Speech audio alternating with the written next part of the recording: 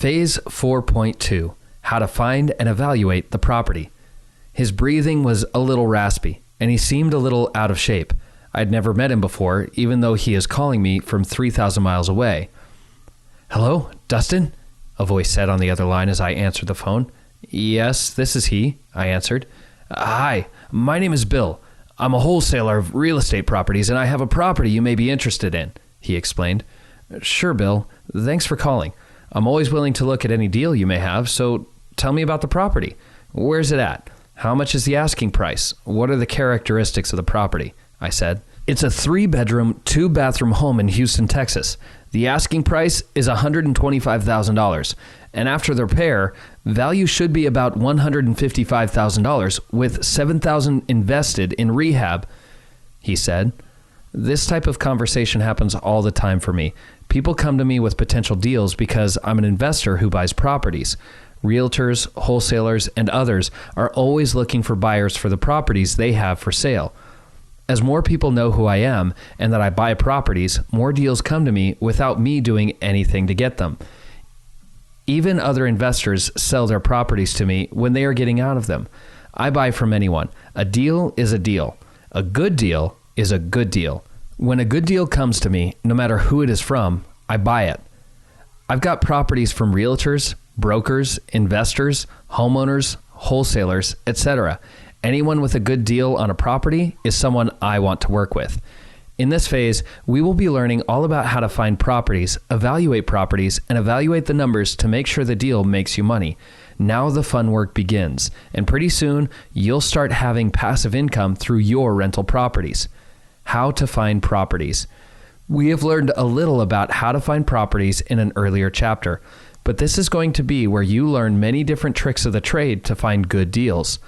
This business will grow over time, and the more you use these techniques, the more they will work. Just like a business in sales, it is all about how many people know that you are a salesman. Likewise, it is all about how many people know that you are an investor. The more people know that you are an investor, the more these tactics will work, making you money. Business cards and flyers. See image 4.2a.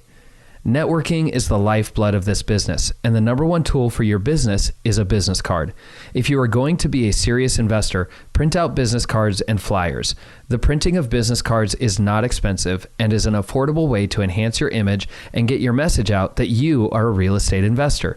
You can put on the cards something that catches people's attention, like, "I buy houses, duplexes, multi-unit apartments, and commercial buildings. I will look at all in any condition." Give these business cards out to anyone and everyone that you talk to about your business. If people don't know that you do real estate, how are they going to help you find a new property or even sell you the one that they currently own? So use these business cards and give them out freely. The flyers that you print up can be made very cheaply, and you can even print them from your home computer. As you are driving neighborhoods looking for a property to buy, you may come across one that looks neglected. Look for things like the lawn having weeds that are as tall as your knees, cobwebs all over the house, paint that is peeling, and other signs that the house is in disrepair. These flyers can be put on the doorstep or even in the mailbox if it's possible. You never know when a deal will present itself. Direct mail is when you go out and bring sellers to you by using an address list of all the properties that you would like to pursue and directly sending them a letter inquiring if they want to sell their house. There are many different ways to do this, but a good template to use is called the Yellow Letter Direct Mail Campaign. It is as simple as it sounds. You get a yellow notepad and handwrite a letter to the owners of the property asking them if they are willing to sell their property. Classified ads. Even though newspapers are starting to be out of date, a lot of people still read them and go to them for classified ads. Some of the best leads on properties can come from for sale by owner ads. These ads can show the motivation of the seller and give you a little insight into why they are selling and give you the opportunity to help them with their problem they're having on their home. Maybe they're moving out of town because of their job, or they need to sell because they bought a new house. In any case, it gives you a place to start negotiating from. In the classified ads, you want to look for ads that say something of the following: handyman special, distress sale, divorce, must sell, owner transferred, must sell. Craigslist.com is another great place. This is the online version of the classified ad. Many people are using it today and will in the future. It is so simple to use and free. You can even use Craigslist to find a specific type of house, like a 3-bedroom, 2-bathroom home listed for $100,000. You will see homes that are for sale by owner and ones that are listed by a real estate agent. Never overlook an opportunity that you find by running the numbers. Over time, you will begin to have the ability to look at a property online and in 2 minutes determine if it is worth your time to move forward with evaluating the property further. Zillow.com. As we talked about earlier, Zillow is a good website to find properties that are listed or are possibly for sale by owner. It also gives you the ability to see their estimated value of the property and their estimated rent amount. This site takes all the comparable sales of the property in the general area and finds the value, as well as looks for other homes that are currently for rent in the area and gives you the average rent for that type of property. Do not go with these numbers only for the deal. These numbers will allow you the ability to know if the property is worth your time to do further research into the value and prospect of the property. Legal notices. In the classified section of most newspapers, there is an area for legal notices. Under this section, you will find IRS seized properties and properties that are being foreclosed upon. Usually, the attorney handling the case will have his name or his firm's name somewhere in the posting. You can call them directly to find out more about the property so you can figure out if this is a good property to buy. You can also buy properties that have delinquent property taxes on the courthouse steps. Different counties have different rules about buying these tax delinquent properties, and there are many books written on this type of buying of property. Buying property from the courthouse steps is not easy and does have many hurdles and pitfalls that you must know how to navigate. A big one is that you must provide the full purchase price within 24 hours of the closing auction. Another huge issue is that more than likely you are not able to see the property before you buy it. So you are gambling on the deal because you don't always know the numbers and will not know how much money it's going to take to get the property ready for rent. Drive-bys. This is where you get in your car and drive the neighborhoods that you are interested in pursuing. You want to look for distressed properties and any others that catch your eye. Write down the addresses for the properties for future research. You can also leave the flyers that you created or your business card on the door for the owner to see. Keep your eyes open while you're driving anywhere. You may see a property that you want to pursue on your way to dinner with your spouse. Keep a running list of all the property addresses for your research. In most counties all over the nation, the county assessor or tax collector has the ownership information for all the properties in the county. When you go to the assessor or tax collector, look up the owner either on the tax rolls or by the assessor parcel number of the property. You will find that the workers in the county office building will be quite helpful in locating the name and address of the owner. Sometimes the owner doesn't live on the property, so there is a mailing address that you need to get, not just the physical address of the property. Then you can write or call the owner to ask if he is interested in selling. This is not the best way to find a good property as a deal, but it is a tool to have in your tool belt to find properties. So as you are driving, keep a list of all the addresses that you are interested in pursuing. Once you have a good list of all the properties, you go to the county department that has the ownership information and look up the owner's names and addresses. A lot of counties are now putting all their information online, so be sure to check the county website to see if they offer ownership information online. You can even give the county office a call before you do anything and ask them the process of finding out ownership information. Real estate agents. Real estate agents are on the front lines of the real estate market and can find you good deals. There are a few things to keep in mind when you're looking for a real estate agent. The biggest thing is to find an agent who is familiar with investing in rental properties and not just looking for a house for a homeowner to live in. I've had some realtors show me homes who treated me like I was going to be living in the property, which is not necessarily bad, just not what I was looking for. That gave me an indication that this person doesn't understand that I am an investor who is looking for good deals for rental properties. You want to find a realtor that specializes in investment properties. I've had some real estate agents want me to sign an exclusive deal with them. This is where any property I buy must go through them as my agent, even if I find the property myself. I just laugh at this type of realtor. These realtors just want to make money and don't really want to help you. So if I find a property on my own, I am required by my contract to buy through this realtor because she has an exclusive right to all my transactions in real estate. These exclusive contracts are ridiculous and only benefit the realtor. I will never sign an exclusive deal with anyone because that limits what I can do on my own or with other realtors. What I do is create a team of realtors that find properties, and whoever brings me the property gets the deal. The other realtors don't necessarily work together, but they are all working for me, finding me properties. They are working while I am doing whatever I want. I do believe that if someone brings you the deal, they should be the ones to close on it and not somebody else. A great benefit of a realtor is they can set you up with an MLS online database that will let you search for your properties and alert you when your properties that fit your criteria come on the market. They can create an account for you in their system that allows you to log in and look at all the properties that are currently listed for sale. This is a very handy tool because it keeps all of your potential properties together in one place for you to review. Just talk to a realtor about setting you up with one of these accounts, and they will be more than happy to do so. Wholesalers. Wholesalers are investors who find good deals on properties and sell them to other investors while taking a commission for finding the property.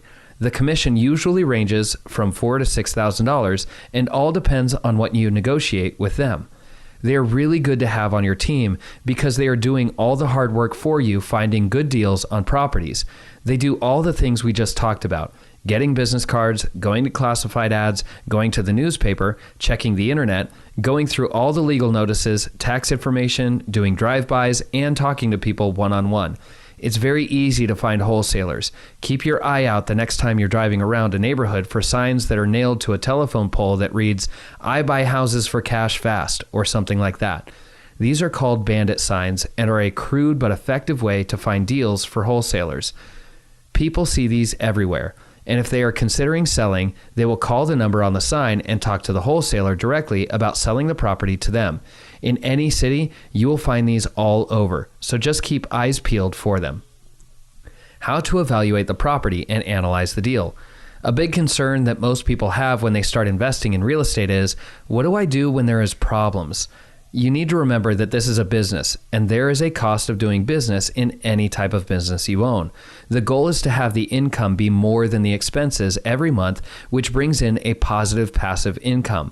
When the expenses are more than your income, you have a negative cash flow every month, and that is not what you want.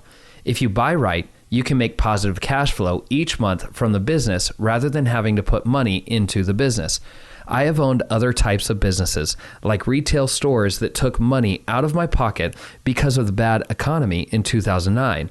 The store I owned was doing well until the recession hit, and then it started taking money out of my pocket. Even through the recession, my rental properties kept making me money, even though my business was losing me money.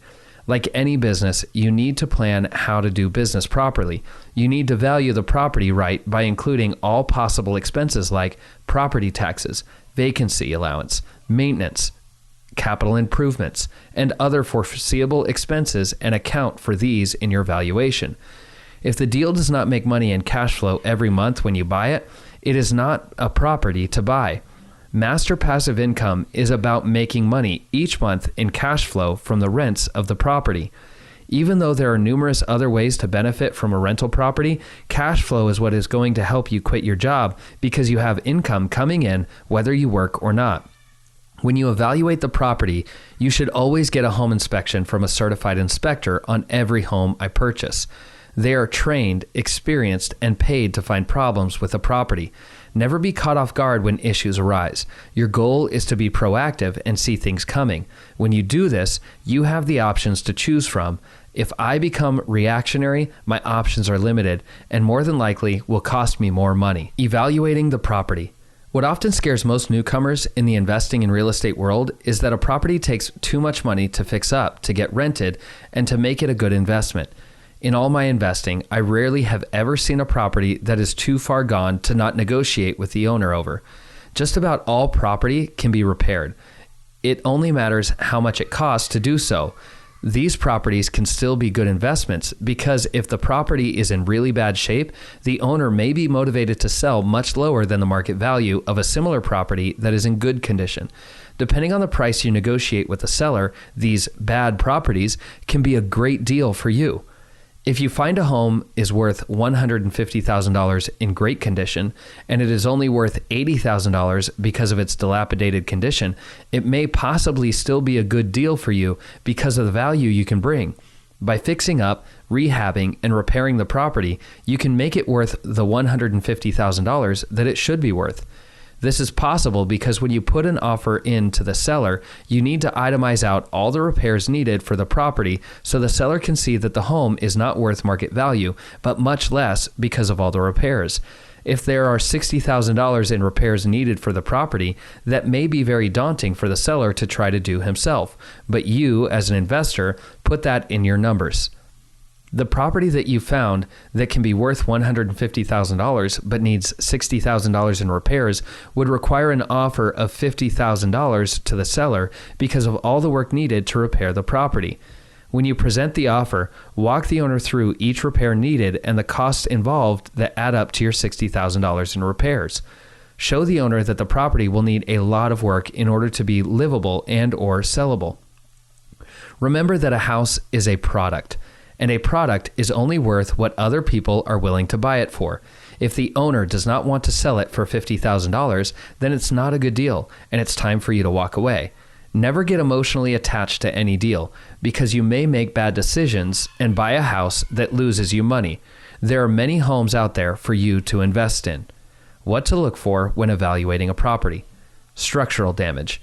If the foundation is bad or the property is leaning in one direction, you need to get a few contractors to look at the property and give you an estimate of the repair costs. Always get multiple quotes when you are doing repairs on a property. You will have to look at your numbers and see if you can make the deal still work with the repair costs by adjusting your offer price. In the interior, you may have some foundation issues if you have floors that are dramatically pitched toward any specific direction. The foundation may be cracked or sinking, and you also need to have a contractor come and give you an estimate of the repair costs. Don't let this scare you, but you can use it to negotiate an even better price for the property because of all the work. Remember, you are getting paid for the value you bring, not for the hours you work. You need to evaluate each circumstance individually and make your decision based on the rehab money that you have allocated to the project. Termite damage. Depending on which part of the country you live in, termites can be more problematic in some areas rather than others, and it is wise to get a termite inspection when you buy a house. If there is termite damage, don't let that scare you, because it can take up to 10 or 15 years before termites can do irreparable damage.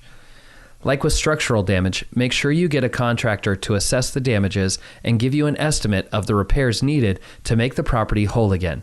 Also, get an estimate of the cost to eradicate the termites so nothing happens again. Like all expenses, make sure you put this number in your offer price so you don't overpay for a property. Roof damage. Always examine the roof. You should also get a roofer to look at it for you. You have them give you a roof certification. These certifications are inspections done by the roofer and guarantee the roof not to leak within 2 years of the inspection. If it looks like the roof will need replacing in the near future, put that into your offer as well. Set enough money aside for the repairs from your home improvement loan and let it accumulate interest until the roof starts leaking and you need to repair it. If the first roofer will not certify the roof and tells you that it needs to be replaced, get 2 or 3 other roofers to inspect and certify the roof. If they all say that the roof needs to be replaced, then have them each give you an estimate for re-roofing the property, and go with the one you feel the strongest about. I do not always go with the lowest price estimate, but also take into consideration the person doing the work. Major plumbing. While evaluating a property, turn on all the faucets, flush all of the toilets, and make sure all the drains run freely. It is common for older buildings to have galvanized or cast iron plumbing, which can be a problem. After years of use, these pipes can collect sediment, which builds up and causes a loss of water pressure and stops up drains. If you run across any issues with pressure or the draining of water, get a plumber to give you an estimate of the repairs needed. Electrical. When you go through a house, hopefully the electricity is currently on and you can test electrical throughout the house. Go through every room of the house and turn on the lights. Check sockets, test the oven. Check out the breaker box and make sure that the electrical is working properly. If you find any issues, get an electrician to assess the damages and give you an estimate for the repairs. Like all other repairs, reflect these in your offer price. In one area that I visited, the county code states that if a property has not had electricity on for 1 year, then an electrical inspection must be done by the county inspectors. The code states that the inspection must be done before the electricity can be turned on. This is not usually an issue, but the properties in the area are mostly older homes that have outdated electrical throughout the entire home. As soon as a government inspector comes into your property, they can shut you down quickly and easily if they decide that your property is not up to code. On a few different houses, the inspection came up that the entire electrical throughout the house needed to be brought up to code before the electricity could be turned on. This was a $2,000 cost that I put in the offer as a repair needed to be done. If I did not account for this $2,000 in electrical repairs, that money would have come out of my pocket. As it is, I put the cost in the offer price and lowered my offer by $2,000. So basically, the seller paid for the upgraded electrical. Furnaces and HVAC units. HVAC stands for heating, ventilation, and air conditioning. It is wise to have these inspected before you purchase a property because it is quite costly to replace them if it's needed. If in the near future these systems need to be replaced, this should reflect in the cost of your offer price. One area where I invest is in Ohio, where it snows a lot and gets very cold. My tenants rely heavily on the furnaces to be functioning and working well throughout the winter. Furnaces can cost anywhere from $2,000 to $5,000 to replace, depending on the size and efficiency. I have had to replace a number of furnaces and have found, like always, it is best to get multiple quotes when you are shopping for new HVAC. One company wanted to charge me $4,000 for a new furnace, and I found another smaller company that only charged me $1,800. The $4,000 unit would definitely be a much more efficient and higher capacity unit, but it was too big for my property, and the labor charges from the company were too high. I went with the $1,800 furnace and have not had any complaints from my tenants since. Evaluating the property. These are the areas where you could have some major expenses if there is a problem. In most cases, though, the roof, plumbing, and heating units need to be replaced or have a major repair only every 20 to 25 years. So you do not need to expect these problems, but have them in mind because they are the exception and not the rule. The big thing to keep in mind is that when you see these problems, think of them as money makers for you and don't rule out the property because of them. If you can cover the repairs and still make good money on the property is a good investment. And remember to put the repair costs into the offer price and try to pay less for the property. Taking action for phase 4.2. Begin building your business by creating your business cards. With these business cards, your goal is to give them away as fast as possible. The more people have them, the more business you will make. Once people know you as an investor, they will always see you as an investor. You can find discounts and deals on my resource page, masterpassiveincome.com/resources. Start looking for neighborhoods for you to drive through and scout for properties. Use a Google Maps or something similar to keep track of where you have been. It may be best to actually print out the maps so you can write notes as you see properties. As you are driving in your neighborhood, keep a lookout for bandit signs that are nailed to telephone posts or stuck to stop signs. These will be good leads for wholesalers who need buyers like you to sell the homes to. Look through Craigslist to find any properties for sale. You may find investors, wholesalers, for sale by owner, or others on there. These would be possibly off-the-market properties as well. Phase 4.3, the numbers. Financing, valuation, and calculate the ROI. What? There's a city tax? I said as I opened an envelope from the city of Spring in Texas. And the tax is $2,400? That is going to reduce our monthly income by $200 a month, I exclaimed to my wife as she was chopping vegetables for that night's dinner. Did you not account for that in the expenses? She asked. No, I've never heard of a city tax for real estate. Usually it's only county taxes. Even Zillow.com has the taxes at $1,200 a year. This will make the taxes for the property be $3,600 a year. This is a crazy amount of taxes. Apparently it's a school tax for the city, I explained. Will we be losing money now on the property each month? She asked. Praise the Lord, no. For my original numbers, we were going to be making $550 a month from the property after paying the mortgage. So there's plenty of padding in the expenses for this problem. Now we only will be making $330 a month in passive income. It's a bummer, but this is why I buy properties under market value, I said. Yes, praise the Lord, this is not going to be costing us money each month. Still, making $330 a month in profit for one property is terrific. Not as good as $550, but it is still good. Don't you shoot for a minimum of $250 a month in profit per property? She asked. Yes, $250 is the minimum I shoot for. Well, this is a big lesson learned for me. I need to double check all expenses, especially the taxes for any new area that I invest in, I said. The expenses in a property can eat all your profits if you are not careful. Learn from my mistake and be very diligent in researching all the expenses that you may encounter in each property you buy. It is better to not be caught off guard as I did with large expenses you didn't account for. For a good list of possible expenses you may run into, you can use my online rental property calculator. This calculator will walk you through all the steps to analyze the deal and have you input expenses like mortgage, taxes, insurance, maintenance, vacancy rate, etc. You can find the calculator here. See link 4.3a. Find the value of the deal.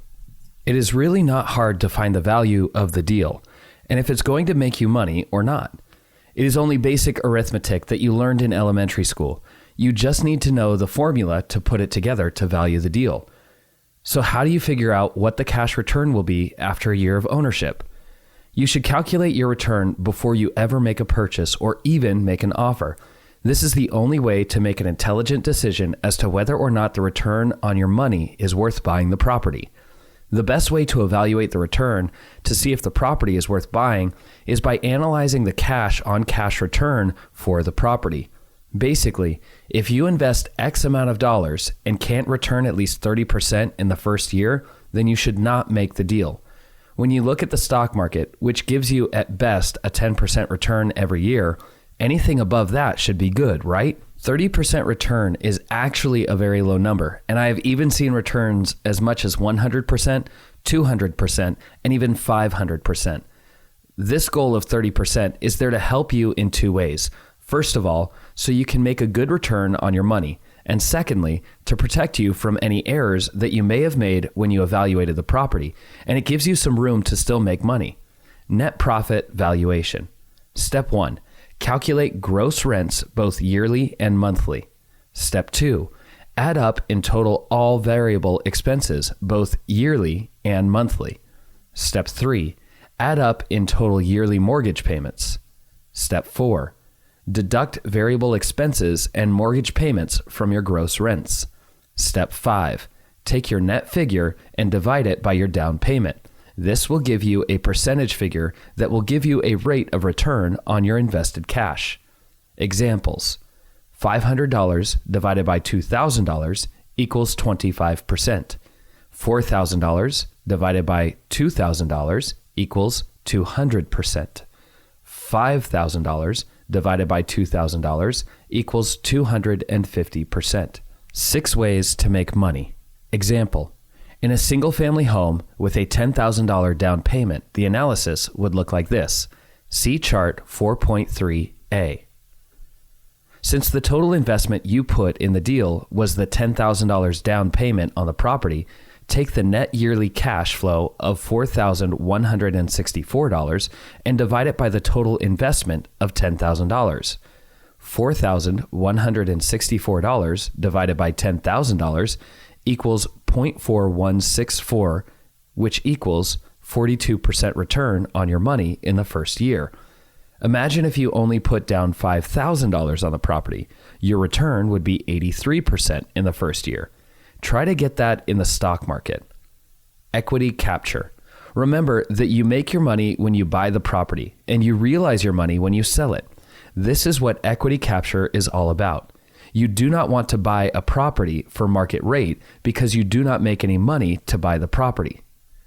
See chart 4.3b. To calculate the return on your investment, ROI, on the equity capture, you divide the equity capture amount by the total investment to get your return. $25,000 divided by $10,000 equals 250% ROI. Appreciation valuation. If you know your market, you will be able to estimate how much specific improvements will increase the value of your property. Appreciation on your property turns into cash profit when you sell or refinance the property. Revised appraised value of the property, $155,000.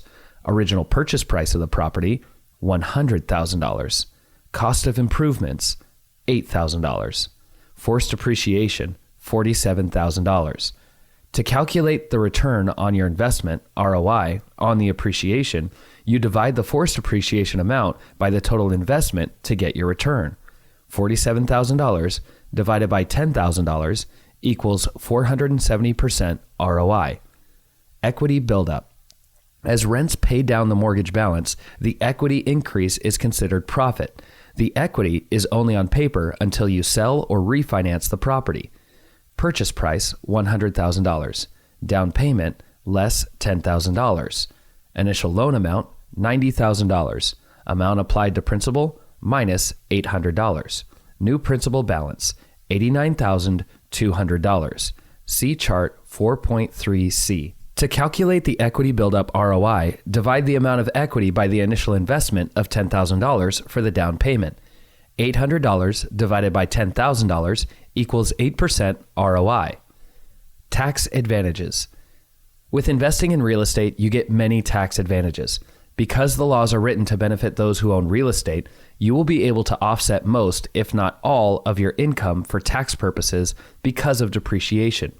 The IRS states that your property is going down in value, and you can depreciate your property over 27 years, and that depreciation offsets your income from the property. How much of the tax advantage you get from the depreciation depends on your tax bracket and your sources of income. It's generally around 5 to 15% ROI from this tax advantage on your initial investment. See chart 4.3D. Can you believe you could make 780% ROI on your investment in 1 year? Try to get that in the stock market, bonds, treasury bills, or any other investment. Hopefully you can see that you can make tremendous amounts of money in rental properties, and all it takes is the knowledge to do so and the drive to put it into action. These numbers can get a little confusing, but I encourage you to look this section over again on how rental properties can make you money 6 different ways. Also, check out my investment property calculator in the resources section on my website. See link 4.3b. How to finance your properties. One of the major questions most people ask is, how do you finance your properties?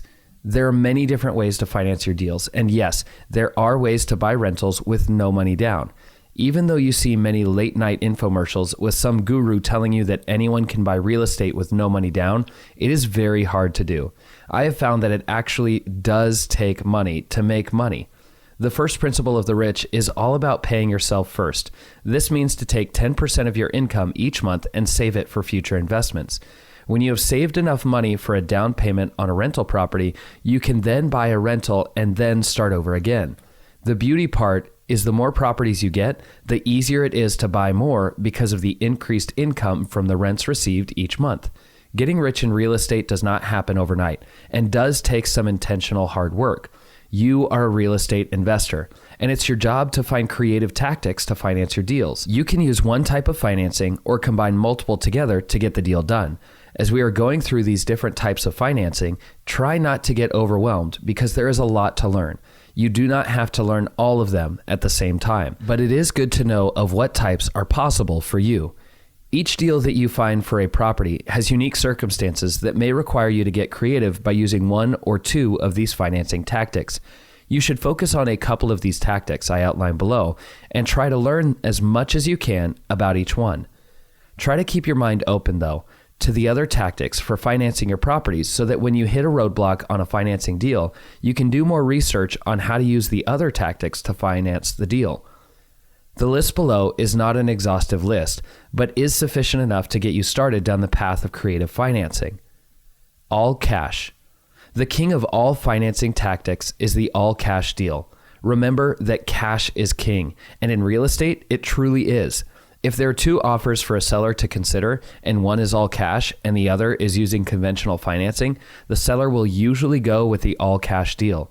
This is because cash is quick, clean, and there are no banks to deal with that could get in the way of closing the sale of property. The all-cash deal is very attractive to sellers because it's the easiest form of financing tactics available. Honestly, this is a great way to buy properties if you have the money, but it is not the best way for a return on your investment, ROI. Using leverage and putting as little money out of your pocket down to buy the property brings you the highest return. One deal we looked at in the last chapter shows that with only $10,000 down, you can get a 780% return on your investment in just the first year.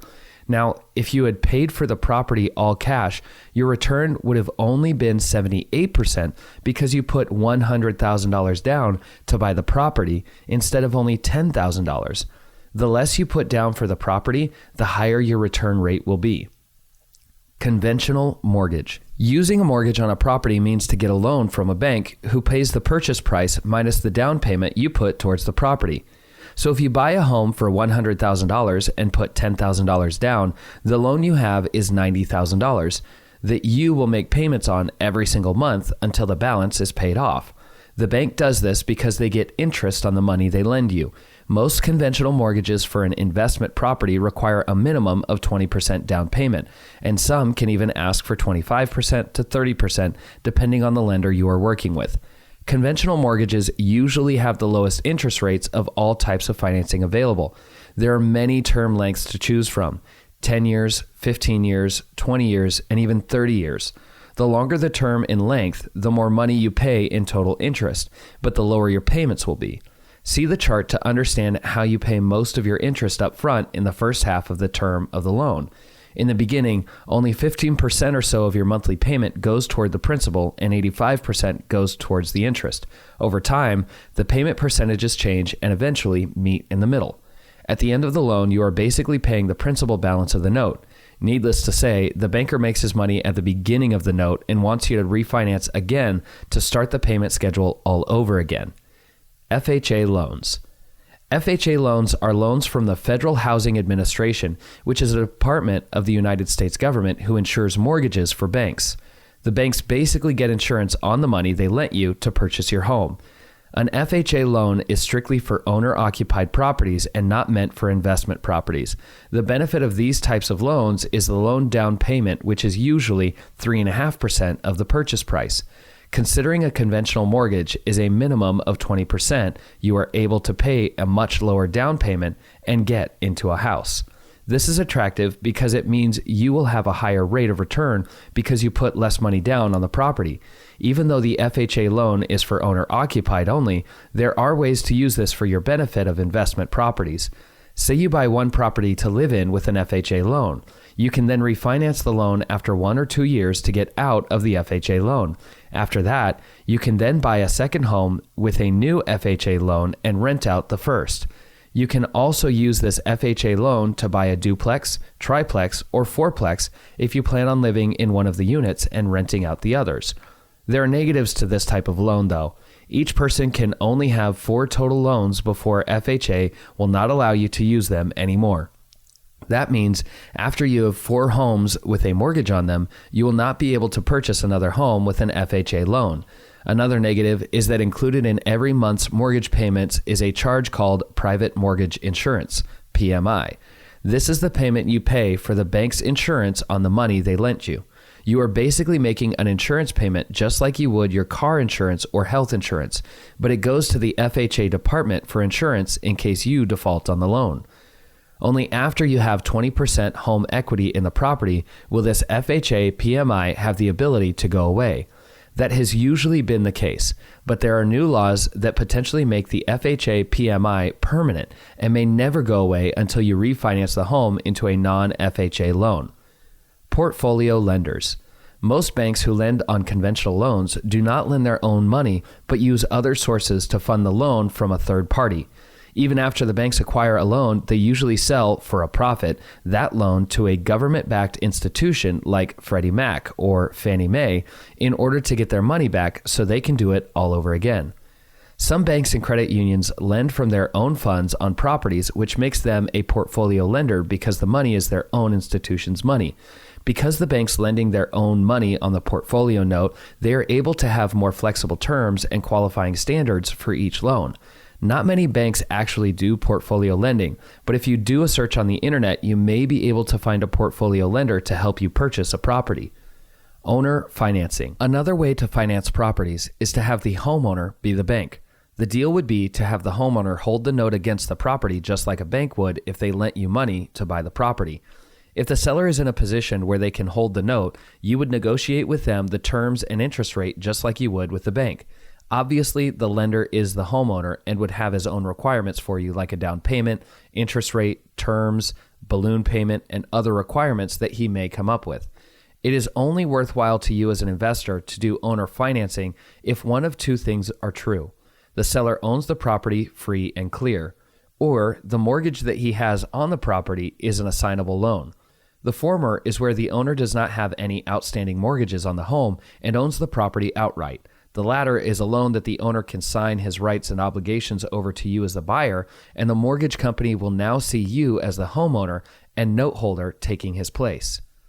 It's not advisable to purchase a home with owner financing if there is a mortgage on the property that cannot be assigned, because most mortgages have a due on sale clause. This is a way for banks to protect themselves by calling in the note immediately when there is a change of ownership on the property. If the full balance of the note cannot be paid, the lender has the ability to foreclose on the property and take the property away from you. Some investors don't mind the risk and buy the property subject to the other loan and risk the bank foreclosing on the property. I have seen how other investors have done this, and it seems like as long as the mortgage payments are being paid, the bank doesn't concern themselves because the note is still current. Owner financing may be one of the best ways to get a property with little or no money down because the owner is in control and not the bank. You don't have to worry about lenders, underwriters, or any other potential hang-up stopping you from getting the property. Hard money.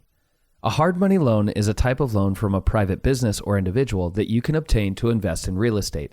This term sounds scary at first because one may think of a mafia gangster named Jimmy the Wolf with a baseball bat ready to bust your knees if you don't pay. This is just not the case, but you should always stay away from Jimmy the Wolf for health reasons. Hard money has many advantages over other forms of financing, but does have some drawbacks. Some benefits include no income verification, no credit references. The deal can be funded in a couple days. The loan is based on the value of the property after repairs are done, and you can have the rehab costs included in the loan. The drawbacks are short-term notes, 6 months to 3 years, much higher interest rates, 15% or more loan fees to obtain the loan, points. Before you get a hard money loan, make sure that you have multiple exit strategies so you don't get caught between a rock and a hard place and lose lots of money. Some exit strategies may be where you fix and flip the property and make a profit when you sell the property and pay back the hard money loan. Another would be to refinance the property after 6 months to a conventional mortgage with longer terms and lower interest rate. Even though there are some drawbacks to a hard money loan, hard money can be a very effective way of making money in real estate if you do it right. In order to find hard money lenders, check the internet and talk to real estate agents for references. Private money. Private money is a loan from anyone who will lend it to you. It can be your mother, your uncle, your college roommate, even the shopkeeper down the street. This is basically a relationship loan because of the credibility you have built up with the individual lending you money. If you have proven yourself trustworthy and have integrity, you may be able to present a deal that you are working on to one of these private parties and bring them in as an investor. The benefit for them is they will get a higher rate of return than they would in a savings account by receiving interest on the money lent to you. The interest rate and terms are up to you to negotiate with them, and they basically become the bank for you. A private lender is solely there to lend you money with interest and usually does not take equity in the deal nor cash flow from the property. That means that you own the property outright and all cash flow is yours minus the note payment you pay the private investor. The goal is to take the money from the private investor, much like you would a hard money lender, buy a property, and then refinance out the money you borrow from the lender. Now, you will hopefully have a conventional mortgage on the property at a lower interest rate and longer terms. A way to find private money is to let everyone you know and meet that you are a real estate investor. This can be from casual conversations like, what do you do for a living? You can answer simply, I'm a real estate investor who invests in rental properties that give a passive income each month in cash flow. Your honesty and integrity are your calling cards when you search for private money. If people see you as someone they cannot trust, they will not lend you any money because they don't believe that you will pay them back. Home equity loans and lines of credit. HELOC. If you currently own a home, you may have equity build up on the property that you can use to purchase more rental properties. A home equity loan is basically a loan against the equity that you currently have in the property. These types of loans do not normally exceed 80% of the value of your home. But if you have enough equity in the property, it can be a very good way to purchase more rentals. For example, if you own a home that is worth $200,000 and you only owe $70,000, you would be able to borrow up to 80% of the $200,000 minus the original note of $70,000. 80% of $200,000 is $160,000. Subtract the $160,000 by the amount you currently owe, $70,000, and you have $90,000 left to borrow from your equity. A good way to use this loan would be to purchase a $90,000 property that will make you money each month from the rents. You can now use that money to pay the mortgage payment each month. A mortgage payment of $90,000 may be around $650 a month, and you can buy a property that rents for $1,000, giving you a profit of $350 per month cash flow. This new rental property is now free and clear to get another home equity loan on and do it all over again. A home equity line of credit, HELOC, is similar to an equity loan, but the only difference is that the HELOC is a revolving line of credit like a credit card. With a HELOC, you can borrow money against the equity on your home and then pay it off at any given time so as to not incur any interest if the balance is zero. The small annual fees that you incur having the HELOC are minimal compared to the value that it brings you to have money at your fingertips ready for the next deal. Partnerships. A partnership is like a loan from a private investor, but instead of getting a monthly note payment, the investor gets equity in the deal. That means the investor owns a portion of the property and likewise a portion of the income and expenses. The equity stake the investor takes in the partnership is all negotiable and should be discussed when presenting the deal. The equity portion is usually based on the total cash invested from each party to the total cash invested as a whole for the deal. The major benefit with a partnership is economies of scale. Because all parties involved are bringing money into the deal, they can buy a larger building, apartment complex, or whatever type of deal you are going to purchase. It is called synergy. Synergy is the creation of a whole that is greater than the sum of its parts. I'll give you an example from my experience with other investors I work with. Separately, each investor has a small amount of money to put towards a property, but together, we all combine our money and have the ability to buy a much larger apartment complex. If each of three investors brings $50,000 into the deal, then we have a total of $150,000 for the purchase. On a commercial loan for an apartment complex, the minimum down payment is 20%, so the ability to buy a property works like this. See chart 4.3e. For an individual, $50,000 is 20% of $250,000 and can possibly buy you a duplex or a triplex. With a partnership, $150,000 is 20% of $750,000 and can buy a small apartment complex with 15 or more units depending on the area. The rent-to-price ratio has increased, as well as the price per door has gone down. With a duplex, you pay $125,000 per door, but with a partnership, the per-door cost is $42,000. As you can see, the purchasing power of a partnership will allow you to buy a much larger property with more monthly rent. There is much more to learn about partnerships and investing in multifamily properties, but this might just whet your appetite to learn more about it. The goal of any investor in rental properties should be to progress into apartment complexes because that is where the money truly is. There are many things to learn from single-family homes before you should attempt to move into multifamily apartments. Start with single-family homes first and progress in properties as your skills progress. Putting all the financing together. As you can see, there are many different ways to finance properties, and this list is just a few of them. Again, your role as a real estate investor is to find creative ways to purchase rental properties and work hard to not use your own money if at all possible. Each deal is totally different depending on the circumstances of the seller. It is difficult to say which method is the best. What you can do is try to understand each method and learn how to apply them to each deal so that you will be ready when the deal comes. Structuring your deal. In the process of acquiring properties, making the offer is probably the most nerve-wracking thing you will encounter. Do your best to push yourself through it and get the offer on the table. Like with anything, presenting an offer gets easier the more you do it. What it comes down to is if you are meeting the needs and desires of the seller and are creating a win-win transaction. It may be good to practice presenting the offer to someone you know and would be able to get feedback on how you do. Try your best to stay calm when you are presenting the offer to the seller, but don't worry if you are nervous. Nerves are a good thing to have and can keep you humble. People do not really like cocky or arrogant people, and if you stay humble and helpful, you will get a lot more deals done because of your attitude. Depending on how you structure your offer, it needs to be written in a way that the seller will accept it, even though it is a lower amount than they are asking for. The price you are going to offer is based on the numbers you calculate from the income and expenses of the property. Let's look at the property on 321 Main Street for this example with a $100,000 asking price.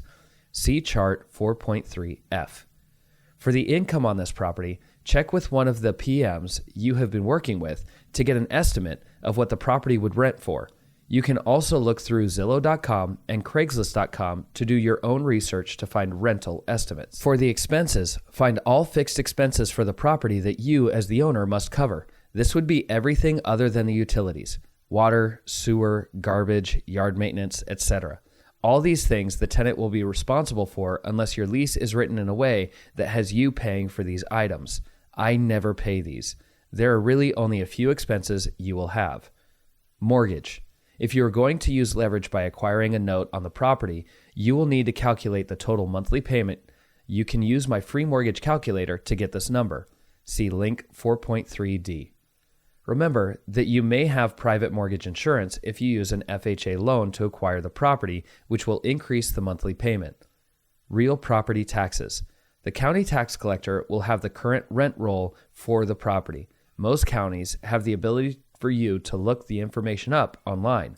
Once you have the total annual taxes, divide that number by 12 to see how much money per month you will have to save. You will either hold on to this money in a savings account or put the money in an impound account with the mortgage company who will pay the taxes on your behalf with your money. Either way, make sure to save this money from each month's rent so you do not get hit with a tax bill you do not have the money for. Homeowners insurance. Contact your insurance agent to see what the cost of insurance would be for the property you are looking at. Just like with the taxes, divide the annual cost by 12 to calculate the monthly amount you are to save or put into the impound account with the taxes. If you are concerned about how to set up an impound account, don't be. You actually don't do a thing other than tell the mortgage company you would like one set up, and they will do all the work for you. It will be more common that the impound account for the insurance and taxes would be required by the mortgage company. This protects the bank because they will be sure that the taxes and insurance are being paid. Homeowners Association. Depending on the area you are investing in, there may be a homeowners association that you are required to join and pay money into. I personally don't like homeowners associations and stay away from properties that have them. This is my personal preference. I feel that these associations just take money out of your pocket and dictate to you what you can do with your property. Anyways, this is something to consider in your expenses. Governmental fees for rental properties. This is another expense that depends on where you are investing in. There are some cities and counties that require a rental inspection of the property to make sure the home is in livable condition. The cost usually is not too high, around $50 per year, but you must account for every expense so you can be prepared for everything. I feel this is a fee just to make the government more money. I have found the free market to be the best way to keep business honest. If the property is not in livable condition, no one will live there. If they did, the rent would be so cheap because of the living conditions. Oh well, the government passed the law and now we have to pay. Make sure you have your fees paid. If you don't, the government will never leave money on the table and never wait to penalize you.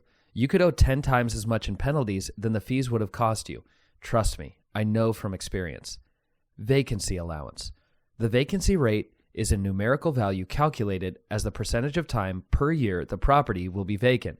When the property is vacant, you do not make any money. If you believe the average amount of time a unit will be vacant for the area you are investing in is 1 month per year, calculate the rate as a percentage and subtract that from your income. For an example, a property that rents for $1,100 and is potentially vacant 1 month out of the year, the vacancy rate would be 8%.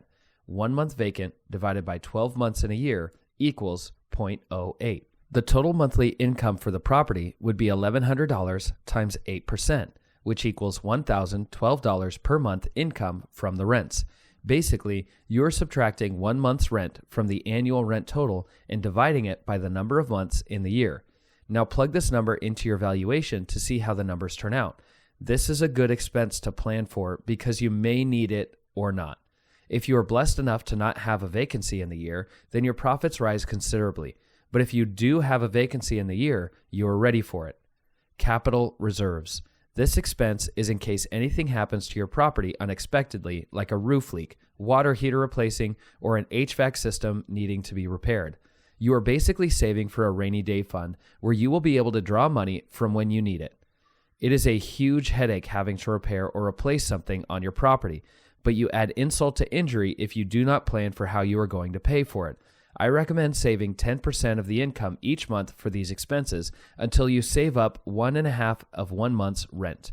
For the property that rents for $1,100, save 10% each month until you have $1,650 saved up for a rainy day. Remember, this is your money and is yours until you need it. If you sell the property, this money is yours to do with whatever you want. Now take all this information you have collected about the income and expenses and use my investment property calculator to see if the property will make you money each month or not. I did all the hard work, so you do not have to. Just put in the numbers you have and the calculator will do the valuation for you. See link 4.3e. You can play with the numbers you put in so you can find the price you actually may want to offer. For starters, use the asking price to see what type of cash flow you will get from the property. Then you can adjust the number down until you get the total dollar amount per month that you are looking for. I recommend to all my real estate investing students to try and make over $250 per property if I am to invest. Anything less makes the margins too tight and may end up costing you in the long run. Remember that you make money when you buy the property and you realize your money when you sell the property. One way to quickly find a price for the property is to use my 70% rule. This rule allows you to calculate on my site with all my other calculators. This calculator will take the after repair value minus repair costs and profit you desire from the deal and find the purchase price. This will give you a ballpark figure to start with in your numbers. By no means should this be used as your only way to value a deal, but it does get you started in the right direction. If you did purchase this property, you would have already had the repairs and desired profit built in to the offer price. Private sellers. If you are working with a private seller, you can present many different offers. One would be with conventional financing, another with seller financing, and another can be a blend of the two. The conventional financing offer would generally be a lower offer price for the property because of the costs involved with the financing. With seller financing, the owner is the bank, and your job is to sell them on how much money they will make if they are to carry the note on the property and make interest from the property. Conventional financing offer. If you go to a bank for conventional financing of a rental property, they will require you to put down at least 20% of the purchase price. $100,000 times 20% equals $20,000, and will give you the financing for the rest. Depending on your credit, your interest rate may be higher or lower, which adjusts your monthly payment and total cost for the property. Use the investment property calculator to find your desired total monthly cash flow by adjusting the purchase price. Since the calculator works seamlessly, you can adjust the purchase price to see how much your total monthly cash flow will be. Since you are trying to replace your income with passive income in rental properties, making your offers based on cash flow amount will help benefit how you quit your job. There are other ways to value a property, but this is the master passive income way. Example, offer price $85,000. See chart 4.3D. Monthly payment $538 plus expenses of $175 equals $713 per month. Rent of $1,100 minus total expenses of $763 equals $387 per month cash flow. Seller financing offer. You can offer the seller their full asking price of $100,000 with him holding the note as if he were the bank. You can ask for a no-interest loan from him for the property and pay him the asking price over 15 years. He would benefit because he is getting his full asking price, which is $15,000 more than he would get if you were to get your own financing. You will pay $556 per month, which is a little more than you would pay for a note. The key here is that you have no money down in the deal. This would make this deal have an infinite rate of return because no money comes out of your pocket. You can find a sample addendum to use with your offer in my resources section of my site, Owner Financing Addendum. Example, offer price $100,000. See chart 4.3F. Monthly payment $556 plus expenses of $175 equals $731 per month payment. Rent of $1,100. Total expenses of $731 equals $396 per month cash flow with no money down. If you present both of the offers to the seller, you give them the option to choose what he desires. Plus, you benefit because the seller can give you an idea of the type of deal he is looking for. Since the cash flow for each of the deals is the same, they are basically the same deal other than one big factor. The seller financing deal like this example is less common and would take some work to find. The seller financing option does not require any money out of your pocket in order to get the deal done. It all depends on the deal you work out with the seller. The seller may or may not require any money down. It all depends on the needs and desires of the seller and what you are willing to do to get the deal done. This example is to show that you, as an investor, need to be creative in finding the right type of financing in order to get the deal. You don't know what the seller will choose in the end or if he will choose at all. So present the offers to at least give him the choice. You can also get creative and blend the two types of offers together into another offer. Let's use the same example property with a purchase price of $100,000 and use both seller and conventional financing. For this property, you do not have to have the 20% down payment for the full asking price, nor do you have any money for the deal. No problem.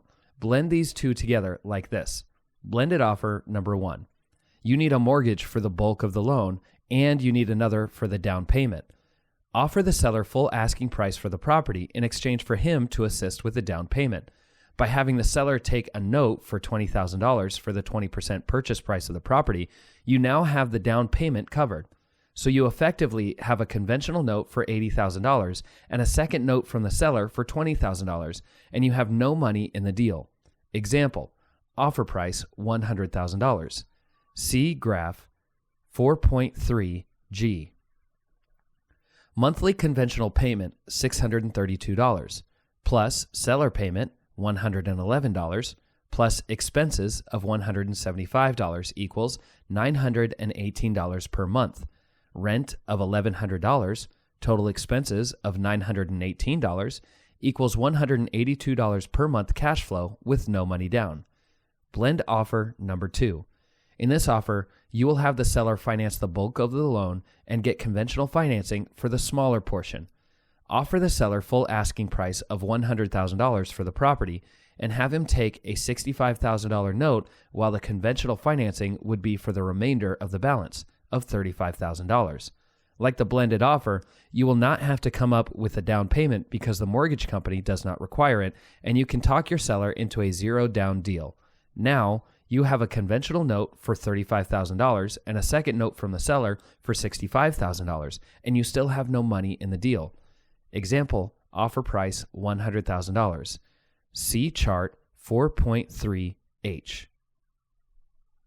Monthly conventional payment $277 plus seller payment $361 plus expenses of $175 equals $813 per month. Rent of $1,100, total expenses of $813 equals $287 per month cash flow with no money down. With these different offers, you can see that there are many different ways to get creative with a deal and try to make the deal work for both you and the seller. Try to make a win-win in all situations. If you find the seller needs to have steady income into his retirement years, seller financing may be the best option. If he needs the cash flow now in order to move into a new location, then help him get as much cash as possible within your already calculated valuation. Remember to never do a deal that will lose you money in cash flow. Dealing with a realtor. These same offers we worked on for a private party seller can also be presented through a realtor as well. Think of a realtor as a middleman who brings the offer to the seller. A downside of working with a realtor in these types of deals is that the realtor wants quick sales with as little work as possible. If the realtors understand your deal, big if, then they may not want to take the time to present it to the seller because it is too much work. Legally, the realtor is supposed to present all offers, but sometimes they do not. Another downside is you may have to teach the realtor how these deals work as well. Most realtors are not just salesmen who sell a product. That product is a home, not a house, but a home. Most are not investors and just want to match up a buyer with a product they will buy and live in. They will tell you about the beautiful window coverings, nice lawn, etc. These are all useless to you as an investor. You know you are not going to live here, and you are not buying the home for these reasons. You are buying the house for the cash flow of the property. It is very easy to get your realtor's license, and anyone is able to get one. Since you may be working with one of these types of realtors, you may have some convincing to do on your part for her to present the offer and present it well.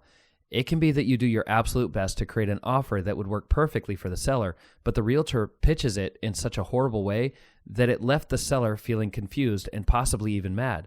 Be ready to put in extra work with a realtor. Buying from a bank. When you are buying from a bank, it is usually best to present as straightforward an offer as you can put together. If you have all cash, great. Cut the asking price by a third and offer that. Banks are in the business of lending money, not renting properties. The longer money sits in a property that no one is making a mortgage payment on, the more money they lose. That $150,000 property they foreclosed on is now a liability because of maintenance, taxes, security, etc. They want to get these off their books fast. I have bought many properties from banks that had foreclosed on the previous owner because of non-payment. It is best to view banks as a business, not a homeowner. Don't be concerned that you are hurting the bank's feelings by offering as little as half the asking price. I purchased a property for 1/3 the asking price because the bank accepted the offer without a counteroffer. After 6 months from the offer date, the bank got back to me asking if the offer was still on the table. It was, so I bought the property, and it has already paid me back in 2.5 years from the rents. Writing the contract. Now that you have some understanding of what types of offers you can give, check my resources page for sample contracts for you to use on your own deals. See link 4.3F. The contract for purchase is a quick and easy one for you to use on your first deal. If you are presenting multiple types of offers like we just talked about, fill out a new contract for each offer you are presenting. This all may seem daunting to you when you do it the first time. Don't let that fear stop you from moving forward and putting in an offer on a property that will bring you passive income every month. Once you have one under your belt, it will get easier and easier. Tell yourself that you are a super investor and this is a walk in the park for you. Don't give up. Push on through. Taking action for phase 4.3. Continue searching for more properties on Zillow.com and Craigslist.com. Make it a habit to be looking for properties every day. You need to learn your market in order to know what a good deal looks like. As you are going through properties, continue to add to your list of properties in your potential deal Excel worksheet. As you find properties that may be good deals, run the income expenses through my online rental property investment calculator. You can find it here, link 4.4I. Look through my resources page on my site. Here, you will find contracts, downloads, and other resources for you to start your business. Phase 5, Completion and Closeout. Phase 5.1, your 7-week step-by-step process to acquire your first rental property. In this last phase, you are going to go through the process of finding your first rental property step by step. Just think, in 7 weeks, you may have your first rental property and have passive income to replace your income and quit your job. Each week, you're going to have action items to complete. If you follow these steps properly, you will acquire your first rental property. For the next 7 weeks, you must commit to being an investor in rental properties and commit to following each of the action items. As I've said earlier in this book, this is going to take time and it doesn't happen overnight. This is not a get-rich-quick scheme, but it is a way to build lasting wealth for you and your family. Be patient and diligent in doing all action items and do your best. As you're looking for properties and building your business, you are also getting valuable experience that will help you get better at this business. They say that knowledge is power, but I believe applied knowledge is truly power. Take what you've learned through this book and apply them to your next 7 weeks so you too can replace your earned income from your job with passive income from rental properties. If you buy 1 property this year, 2 properties next year, 3 the following year, 4 the year after that, and in your 5th year, you buy 5 properties, you will have 15 properties and have about $4,000 in passive income. What if you kept buying more each year and continued to grow your rental business? Where could you be after 10 years, 15 years, or even 30 years? It is very likely that you could have over 100 rental properties and have a net worth of over $10 million. I don't want you to get discouraged throughout this process because it does take patience. At times, it might feel like it's going really slow, or it's hard to find a property. If you stick with it, it will change your financial future forever and be financially independent. If there are periods of time when you have little to do on your rental business, use that time to focus on learning new ways to find properties and acquire them. Remember that your job as a real estate investor is to find deals, figure out ways to make the deals work, and get creative with financing the properties. There are many deals to be made out there, and it's up to you to jump on them and make them work for you. Let's get started. Week 1, area research. This week, your job is to further learn your market around you. You've already researched properties online, and now it's time to get out there and look at them physically. Try to block out 4 to 5 hours this week where you can drive the neighborhoods that you have identified as being a potential source of rental properties. You may already know the general layout of your city, but this is all about seeing the actual properties that you are looking to buy. You need to get a good understanding of the neighborhoods, potential tenants, and properties that you're going to be investing in. Remember to be looking for the cookie-cutter home that you learned about in Phase 3.1.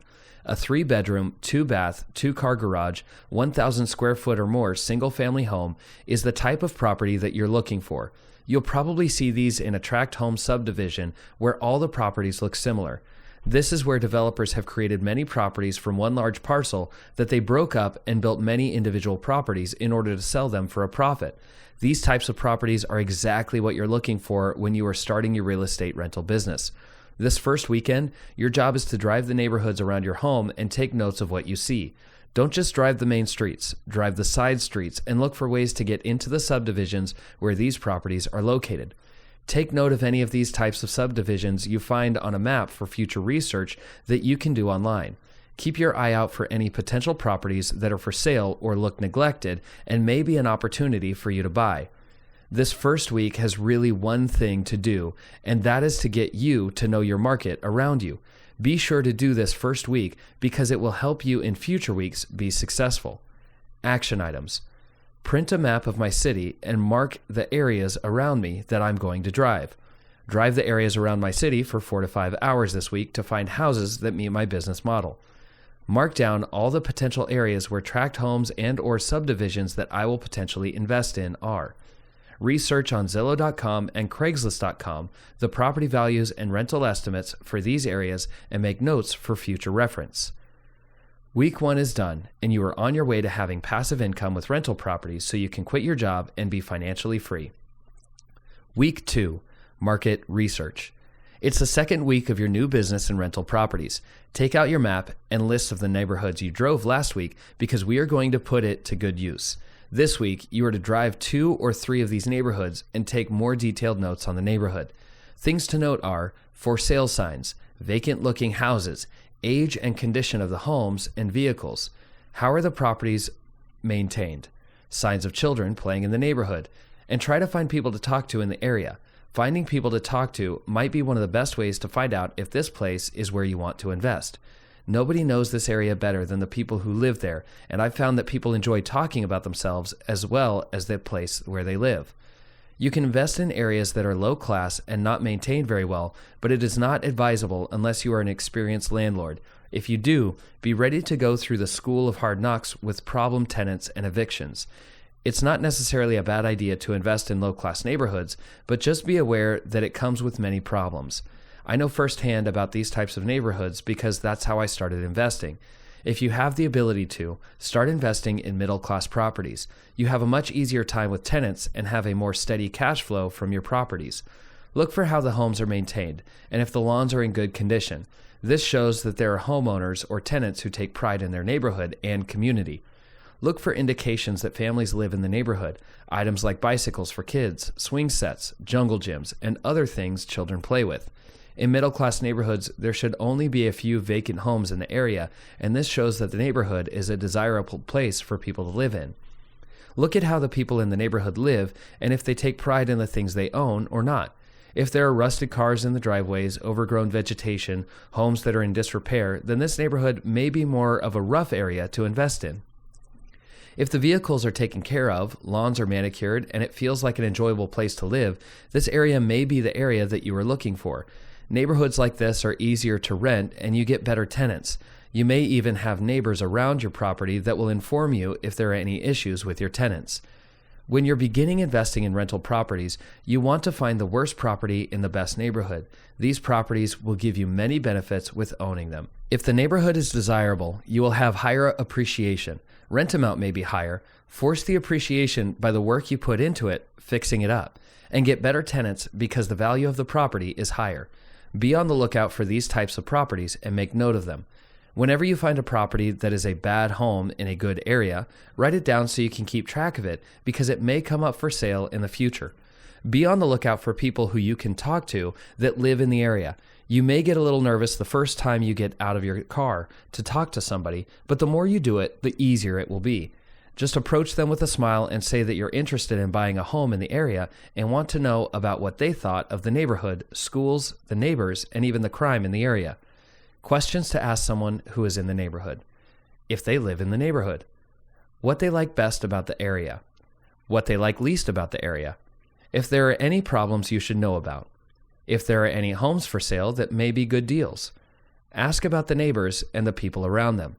See if the majority of people own their homes or are rentals. If they know anything about a property that you spotted down the street. Remember that people love to talk about themselves, so just keep them talking about everything revolving around them. Ask questions, be polite, and thank them for their time and insight when you're done talking with them. Be sure to ask if they know of any properties that are for sale or have owners that are thinking about selling. Let them know that you are an investor and want to help people with quality places to live. You never know what they may tell you.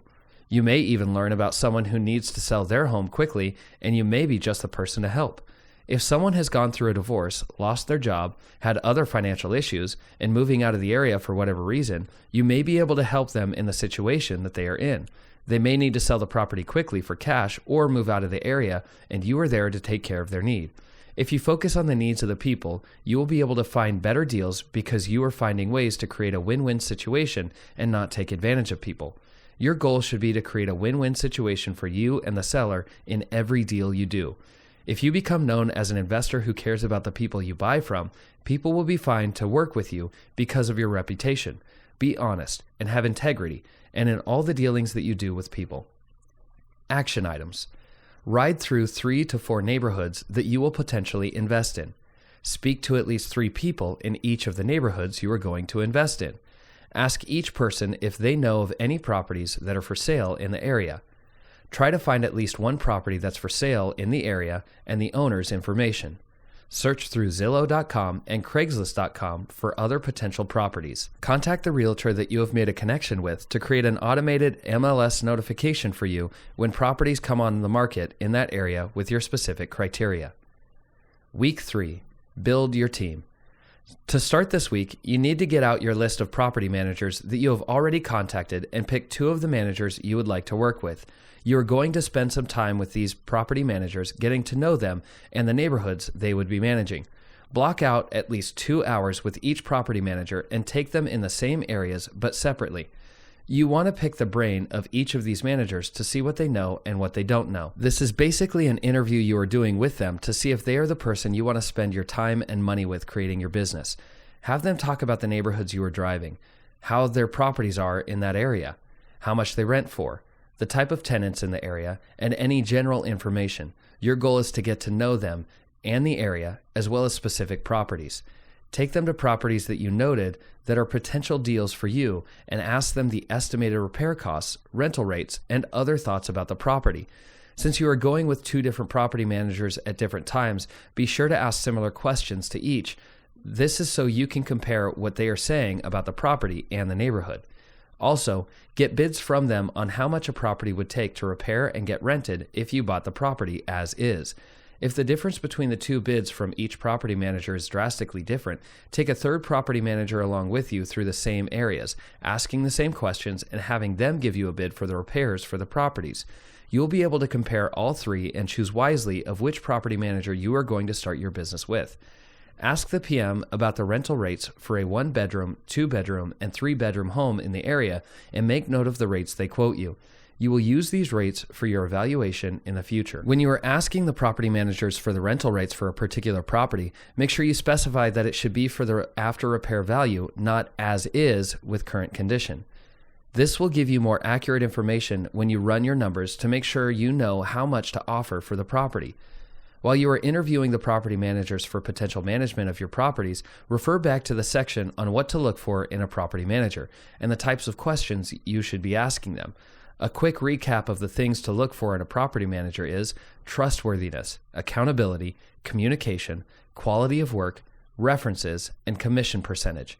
As explained in this property manager section, make sure you find someone that fits all these qualities. I have walked away from entire areas of investing because I could not find a property manager with these qualities. Remember that when you hire a property manager, you are basically hiring an employee, and it's up to you to hire the right employee for your business. Now that you are more familiar with the area and a few particular property managers, you are armed with more information to help you be successful with investing in this area.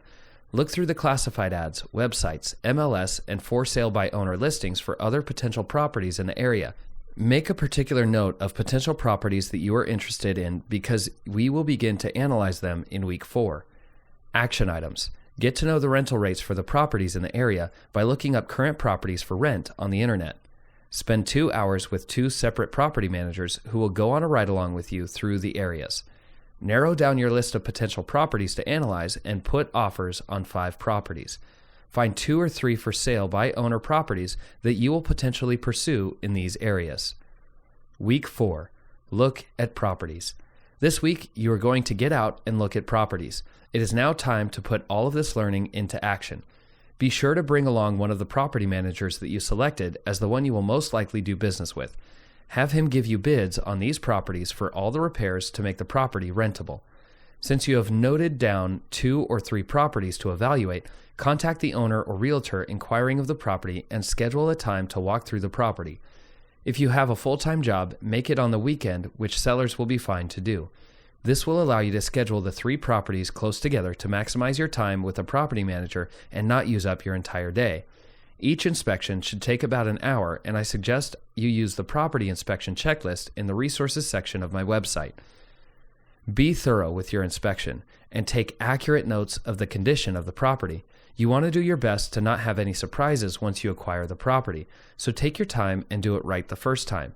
Have the property manager give you their thoughts of the condition of the major appliances, roof, foundation, and roofing of the property. It is important to have a checklist or a guide sheet that is going to help you not to miss anything as you are walking through the property.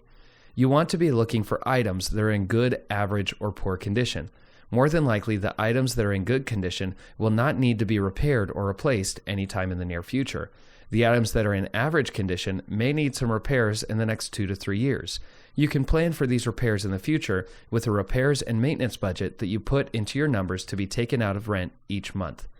The items that are in poor condition will probably need to be replaced in short order, and it will be wise to get the cost of repairing it and have that reflected in your offer price. If you don't know what the cost would be to replace an item, don't be shy to get a vendor or general contractor to inspect the item and give you a bid to put into your numbers. With all these numbers, they are just estimates that you are going to use, and I suggest that you overestimate the cost rather than underestimate it. If you think an HVAC system is going to cost $2,500 to $5,000, put $5,000 in your numbers as you are coming up with your offer price. It would be better to be surprised by having more money in your pocket because you overestimated than have a surprise that takes money out of your pocket because you didn't estimate properly. You may want to get a bid on replacing the roof of a property by calling a roofer and giving him the dimensions of the home to get a ballpark dollar amount for the repairs. Even though he will not give you an accurate bid, you want to know the maximum amount of cost will be. Remember to always be on the high end when you're looking at these costs. For all the little items like doorknobs, window trim, door casings, window screens, and any other minor repairs, use your best judgment to estimate a rough cost. Even if you do not account for half of those items properly, you will not break the bank. These are not big ticket items that can cost you thousands like a roof or foundation problem. Just do your best to account for as much as you can. As you grow in experience, you will be able to get more accurate with these estimates. Action items. Review the property inspection sheet on my website. Walk through 3 to 4 properties with the property managers to get bids from them for repairs to the property for your analysis of the deal. Fill out a property inspection sheet for each property you walk through for your notes and reference. Get rough estimates on the cost of any major repairs such as HVAC, roof, flooring, etc. Week 5. Analyze the numbers. This week, you need to refresh yourself on a couple of things in Phase 4.2. Find the value of the deal and making an offer on the property. This is very important because you are going to now be presenting multiple offers on the properties you have evaluated, and you need to know how to do it. You will use the information from these sections to create your offer and not lose money on the property. Don't worry about the asking price of the property because no matter what the seller is asking, the deal is only right for you when the numbers work in your favor. I once made an offer on a property that was a third the asking price and figured that I can work my way up from there and meet in the middle. After I submitted the offer, I did not hear back from the bank to foreclose on the property for 6 months. After 6 months, I received a call from a realtor asking me if my offer was still on the table and that the bank would accept it as is. After I looked at the numbers again and make sure everything was the same, I said yes and proceeded to buy the house for 1/3 the asking price. As always, you make your money when you buy the property, and this is the point where you need to be extra diligent to make sure you buy the property at the right price. I personally do not get attached to any particular property and overpay because I run the numbers and stick to them. If you stick to the numbers and evaluate the property correctly, you won't lose money. Now, you can't let it discourage you about the asking price and the appraisal value of the property because you do not buy properties at their appraised value. This is not a home you are going to live in. It is a place you will rent to a tenant. When someone is buying a home to live in, they buy based on the market value of the property, which is not what you are going to do.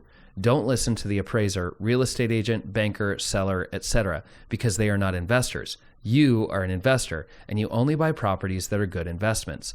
I always offer less than my maximum purchase price, so I have the ability to negotiate a counteroffer and work my way up. You should always know what the maximum purchase price should be for a deal and always stop there. Never fall in love with a property and overpay. There are plenty of properties out there for you to make more offers on. Now, there are times when I do present my full maximum offer to start with because of outside circumstances.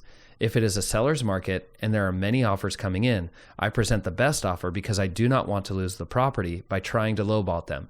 If a property is on the market for over 30 days, then you should have the ability to negotiate the price of the property down.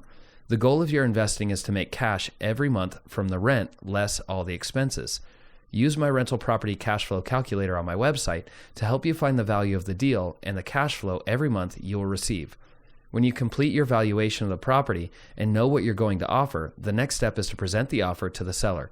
I personally use a real estate agent to write and present all my offers. If you want to present an offer yourself, check out the forms and contracts section on my website for sample contracts and forms for you to use as a template for your deals that you present. Now that you are ready to present your offers on the properties that you have evaluated, put all fears aside and present your offers to the sellers. What's the worst that could happen? They say no, right? The best thing that could happen is if they say yes to your offer and you have a great property at a great price. Don't be afraid to present the offers or have your realtor do so. Everyone feels nervous or anxious about presenting their first offer, but the more offers you present, the easier it will become. Action items. Review Phase 4.3, find the value of the deal. Review Phase 4.3, making an offer on a property. Use the rental property cash flow calculator and find the value of each property you evaluated. Present offers on at least 3 properties. Week 6, negotiating and countering. This week, you have 2 things to do. 1, review all your counter offers you receive. And 2, find more properties to put offers on. Reviewing offers you receive should be fairly quick and easy since all the hard work has been done already. If the seller has countered with a lower asking price, then put that number in your numbers and see if the deal works for you. If it does, great, jump on the property. If it does not, then make a counter offer and raise your offer price by 1% to 3% of the original offer, if your numbers still work at that price. This may become somewhat of a dance where you and the seller go back and forth with counter offers. I have had some offers take 4 to 5 counter offers before we settled on a price. Just like in week 4, your job is to go out and look for more properties to put offers on. Follow the steps in week 4 to find other properties to evaluate. Don't worry so much about finding a new area for properties at this point because the current area you are working in probably has enough inventory to last you a few months of offers. This is a numbers game. The more offers you make, the better your chances are of getting one accepted. It may be that it takes 10 offers before you buy one, but if you buy it right, that one property will be worth all the work you put in to acquire it. Do not get impatient at this point. Most of the work has already been done and you are so close to the end. Finding your first property is just the start of a long career in investing in rental properties, and you need to be persistent if you want to win this game. Action items. Review Phase 4.2, find the value of the deal, and structuring the deal again to memorize how the valuation works. Use the rental property cash flow calculator and find the value of each property you evaluated. Present offers on at least 3 more properties. Week 7, review and repeat. You may see a pattern now start to emerge this week. You're going to go out and evaluate more properties that are for sale. It can be either a for sale by owner property or one that is on the MLS and is listed by a realtor. Remember that the more offers you put in, the more chances you get to purchase your first property. If you don't put in an offer, the seller has nothing to consider and you miss out on a property. Don't let indecision or procrastination keep you from starting down the path of passive income in rental properties. Because you're an investor, a lot of your offers will be passed on because of the price you are willing to pay for the property. Don't let that bother you. Each no you receive is one closer to the yes that will get you your first property. Be looking through all of the ways we discussed how properties are listed and keep looking for properties. Always be conscious of the rent amount that you will be able to get out of the property once you have the rehab completed. Rents fluctuate from time to time, but usually do not go down very much. Once you have an understanding of the potential rent for a property, you will know if the property will produce a cash flow for you or not. Remember, this is a numbers game, and the more offers you put in, the more likely you are to get one. Review again the section on finding the value of the property so you have that in your head as you're walking through properties. After time, you will begin to see a property and will tell within 5 minutes if it's a property worth pursuing or not. Repeat the steps outlined above until you successfully purchase a property. Once you have this one rented and are ready to buy another, go out there and put more offers on more homes. Over time, you will have created a large portfolio of rental properties that will help you quit your job because you have enough passive income through rental properties. Phase 5.2, Rental Business 2.0, the B4R method. By far, my most favorite way to buy properties and the reason why I was able to grow my business so fast is the B4R method. In 2006, I bought my very first rental property with all cash. From that one property, I was able to grow my business quickly to 35 plus properties with the B4R method of investing. From that first property, I refinanced all the cash out of it to buy my second property. Then I refinanced the second property to buy 2 more properties. Actually, I have done this method to buy properties so many times, I can't even count it. It is a very simple process, but does take knowledge and skill in order to implement it well. At every point in the process, there are things that can stop your progress, things just like what I have mentioned in the previous chapters in the book. My very first rental property I purchased was for $17,000 cash in Ohio. Even though I lived in California, I knew I could run my business remotely without my actual living in that area that I invest in. The best thing about investing in the Midwest was the price to rent ratio. A $17,000 house would rent for $550 a month. So I bought my first property for $17,000 cash and owned the property free and clear. Once it was in my possession, my property manager and contractors got to work rehabbing and fixing up the property. After about a month or so, the property was fixed up and ready to be shown to the prospective tenants. While the property was being fixed up, I had my property manager looking for tenants. 1 week after the rehab was finished, we found a tenant to rent the property for $550 a month. That was super exciting. Our first rental check from the passive income was $450 after expenses. This was a great experience, and now I couldn't get enough of them. After owning the property for about 3 months and having it rented, I contacted a local bank and started the refinance process. My goal was to pull out as much money as possible from the property. This would give me another expense as I had paid the mortgage payment, but I would be able to buy another property with the money I took out. The greatest part of it all was that the tenants are the ones paying off the mortgage.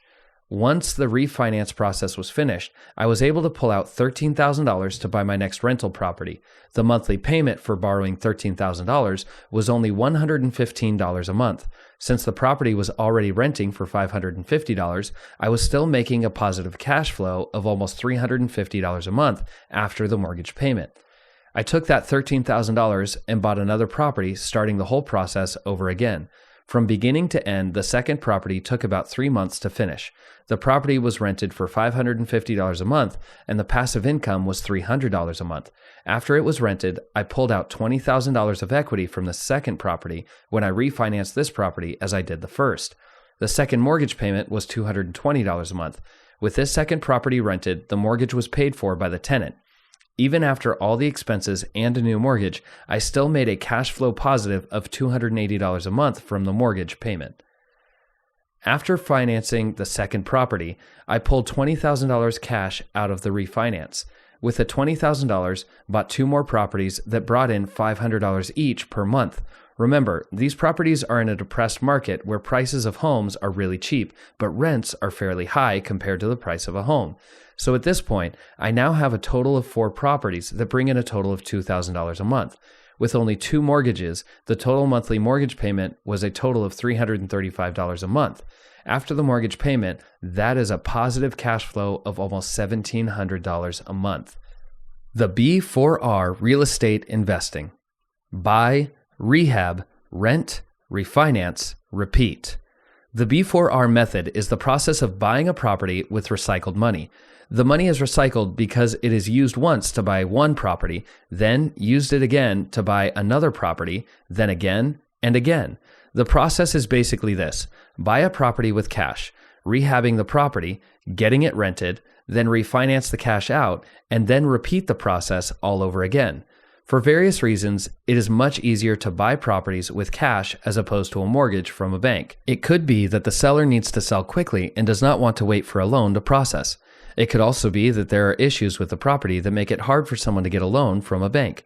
I have bought properties that need major work done to them in order to get them inhabitable. A conventional mortgage would not have been approved by a bank because they only lend on properties that someone can live in from day one. Think of how much money you would put down on a property when you buy it. When you buy a rental property with conventional financing, the normal down payment is 20% of the purchase price. For a $100,000 property, you would have to spend $20,000 to get the mortgage on the property. Once you have bought the property and used your $20,000 to buy it, then you may have the ability to refinance the property and pull your money out. The main criteria is that the property has enough equity in the property to pull out your $20,000 plus any other money you would like to use to buy more properties. Here's a common scenario that happens often. You find an off-market deal on a property for $100,000. The down payment for this property is 20%, which is $20,000. After you pay $20,000, you now have a mortgage of $80,000. You need to pay back to the bank. Your tenant will be paying the balance of $80,000 in rent. See Chart 5.2a. The current value of the property is $125,000 before you do any work on the property. Because you worked hard to find a good deal, you got the property for less than market value. With the purchase price being $100,000 and the current value $125,000, you captured $25,000 in equity the first day you bought the property. See Chart 5.3b.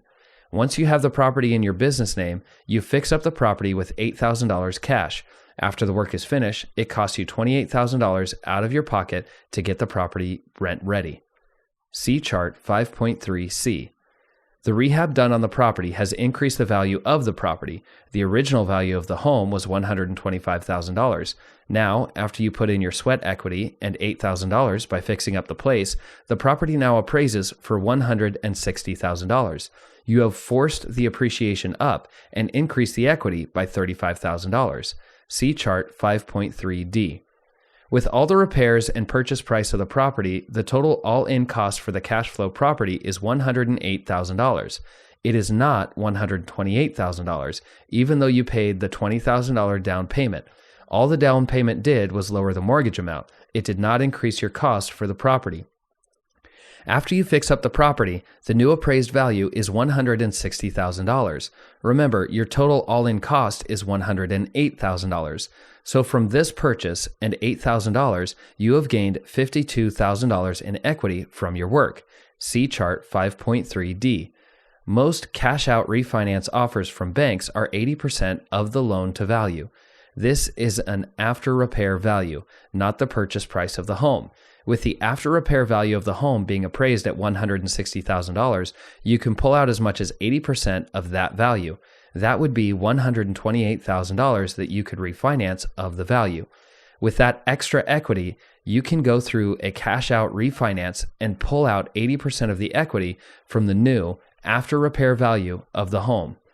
80% of $160,000 is $128,000. This will be used to pay off the original loan amount of $80,000, and the rest will be in the form of cash in your pocket. See chart 5.3D. Even though you can pull out $128,000, you still need to pay off the original mortgage as well. So when you bought the property, you paid 20% of $100,000 in down payment. That means you now owe $80,000 in mortgage because you put down $20,000. See chart 5.3E. After this refinance process, you now have $48,000 in your pocket to do with whatever you want. One more thing.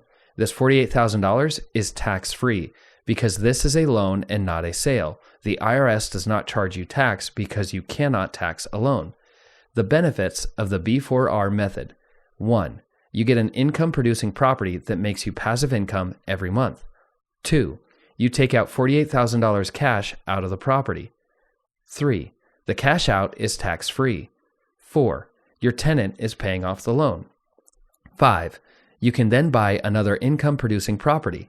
6. You can do it again and again and again. As you can see, you can potentially have none of your own money in the deal and put an extra $20,000 in your pocket to buy another property. Remember that this first property is still making you cash flow every single month. Imagine if you repeated this process until you get 10 properties. From your one down payment of $20,000, you were able to build the business to 10 properties. This is what I did many times over. Now, after you have 10 properties in your own name, which is the max amount of mortgages you can have in one person's name, you do the same thing in your spouse's name. To continue to build your business, start the process all over again by acquiring properties in your spouse's name or a business partner's name. This will allow you to increase your passive income dramatically over a very short period of time. As I have stated, I have done this B4R method so many times I cannot even count. The very first time I did this process was with my first rental property. From that $17,000, I have built my business to over 35 properties and counting. The steps are simple, but there are things to watch out for. Step 1. Buy a rental property. It doesn't really matter how you acquire the property. If you pay cash, take out a hard money loan, or get a regular mortgage on the property, you can use this strategy. The main thing is that you need to own the property and have it in your name. Recently, I used a variation of the strategy on my primary residence where I live. After living there for 5 years, I have built up equity in the property from appreciation and also paying down the original note. After remodeling my kitchen, I refinanced the property because the value of the home was worth much more than what I owed. I was able to take out almost $50,000, of which I am using to purchase my new rental property in Houston. With the cash that I currently had and this new $50,000, I was able to purchase the Houston property for cash and got a significant discount. The property is worth about $220,000 that I paid $151,000 for because I paid in cash. No matter how you acquire the property, the first step is to actually have the property title in your name so you can start this process. Step 2. Rehab the property to get it rent ready. During the due diligence phase before I actually bought the property, I got all the inspections, quotes, plans, all ready for the rehab. The longer that my money is tied up in a property, the longer it takes me to buy another one. So I try to make this rehab process as quick as possible. In 3 days, I had all the costs for the rehab accounted for and the contractors ready to move once I closed and had the property in my name. There are many things you can do to the property to rehab it to make it rent ready. Rent ready means to have the property in as good of shape as possible so you can get the highest amount of rent for the property from the tenant. Try not to think of yourself as a homeowner, but as an investor. You want the most bang for your buck and the most money back from your property. Most homeowners would remodel their entire kitchen with top-notch appliances, granite countertops, hardwood floors, etc. But that is not what you should do. Your main goal is to be able to do all the repairs necessary to get the highest amount of rent possible. Once you have done that, you are ready to rent the property. Step 3. Rent the property and acquire a signed lease. Depending on the condition of the property and where the property is located, you may be able to start showing your property before you have even finished the rehab. For my Houston property, I need to replace the entire septic system, and that would take 3 to 4 weeks. Knowing that the ground is torn up and the yard will not look 100%, I'm still showing the property now because the property shows well enough, and I will let people know that a new septic system is in the process of being installed. Showing the property before it's ready to be rented is a way to cut down the time the property is not rented. There can be a negative effect, though, if the property is not in the best condition to show and the area where the property is has clientele who move very often. For example, the market in Youngstown has more transient type of clientele that move from house to house in a short time frame. So there's higher turnover of tenants, and tenants are not willing to wait for a property when they need to move immediately. You need to gauge both the property and the area to see if it is a good idea to list the property for rent before it's actually ready. Also, if you're employing a listing agent, listen to him and his opinion if it is wise to list it sooner or later. Step 4. Refinance the property and cash out 80% of the appraised value. Using leverage is the fastest way to grow your rental business because you are using other people's money. Leverage can be in the form of a mortgage from a bank, hard money loans, money from friends and family, etc. Once you have the property rented, you are now ready to close on your refinance of the property. You can start the refinance process before you actually have the property rented because there is time needed for the lender to put the package together.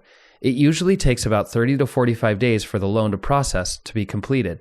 I personally want my money tied up in a property for as little time as possible, so I start the refinance process as soon as I close on the property. Depending on the condition of the property, it can take 30 to 90 days to get rented. You want to make sure that you have the property rented before you close on the refinance because you can use that rent as income, which will help offset your debt-to-income ratio. The banker basically wants to make sure that you have enough income coming in that will cover this mortgage you are now getting, as well as any other outstanding debts. They are trying to make sure that all of their bases are covered and they will have the loan paid off plus interest. You can refinance the property for 75% to 80% of the appraised value. Usually, the loan will not exceed 100% of the purchase price plus your closing costs. The way this is done is an appraiser will appraise the value of your property and give the bank their appraised value. The bank then uses that number as the value for the property and will lend you 75 to 80% of the total value and will cash you out. Step 5. Repeat the process. This last step is as simple as doing it all over again. Not much more to explain than that. Be on the lookout for more properties, different banks, and new ways to acquire properties. When you do, employ the B4R method of investing to your business to grow it faster than you ever thought possible. Next steps to become successfully unemployed. You are now done with all the phases in this book and hopefully on your way to buy your first property. Thank you so much for taking part in my book, and I hope the best for you in your investing career.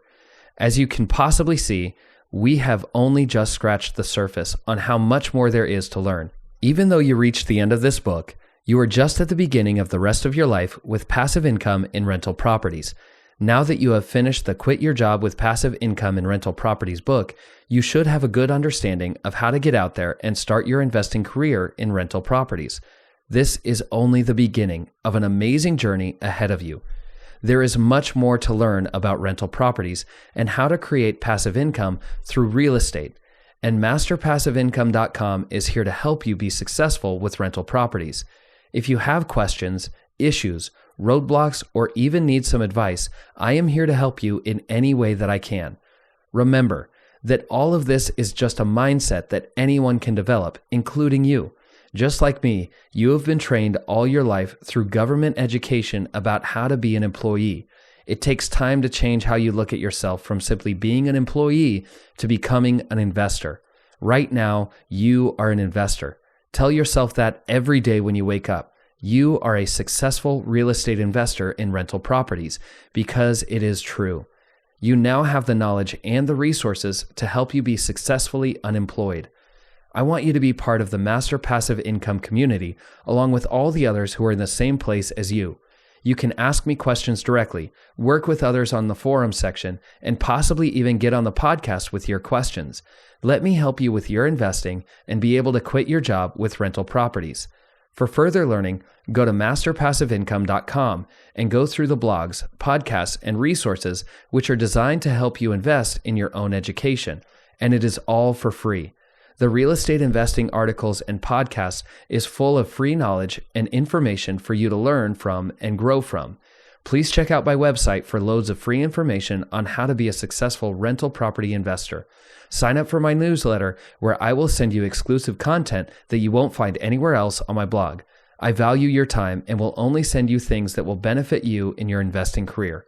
For signing up, I'll send you exclusive content about creating a real estate business that you will not see anywhere else. MasterPassiveIncome.com is here to help you achieve the dreams and goals you have created for your life. Success breeds more success. Now is the time to act. Get out there, look at properties, analyze the deal, put in offers, and get started on your journey with Master Passive Income.